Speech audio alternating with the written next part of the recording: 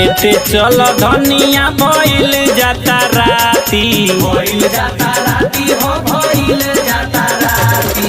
खेते चल धनिया भइल जाता राती, भइल जाता राती हो भइल जाता राती। बलमुआ हो दहेज देके आइल बानी गेहूं काहे काटी, दहेज देके आइल बानी गेहूं काहे काटी, दहेज देके आइल बानी गेहूं काहे काटी। मार दहेज दहेज रटना लगैले बारू। तोहर माई बाप इतना दहेज दे दे बारे लोग कि तू जिंदगी भर बैठिए के खैबू। हाँ अरे काहे ना बैठ के खाइबो।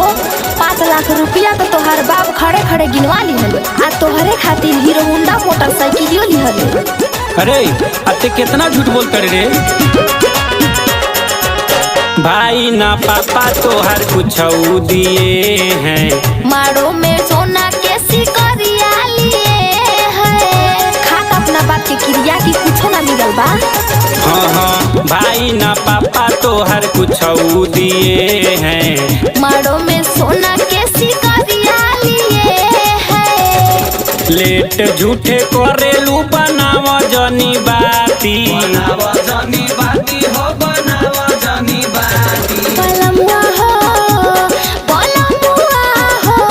दहेज देके आइल बानी गेहूं काहे काटी, दहेज देके आइल बानी गेहूं काहे काटी, दहेज देके आइल बानी गेहूं काहे काटी। अच्छा छोड़ू सब बात आ चल हो खेत में।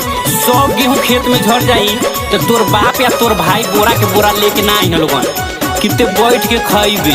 देखा हमरा बाप और भाई के कुछ कहला त बबरिया ध के नोच ले करे। आ तोर तनको लाज शरम नहीं बका। हाँ मारब एक के लापा कि तू चौनियाई जे। चल खेते चल। बुझ मजबूरी है भीड़ वाला दिन ह, देहिया हमर ना गेहूं कटनी मशीन ह। भाई बोला के जातनी नहीं ह रही हो के। बुझ मजबूरी है भीड़ वाला दिन ह, देहिया हमर ना गेहूं कटनी मशीन ह। मोहित कर रामा शंकर मार तारे भाटी, मार तारे भाती हो मार तारे भाती।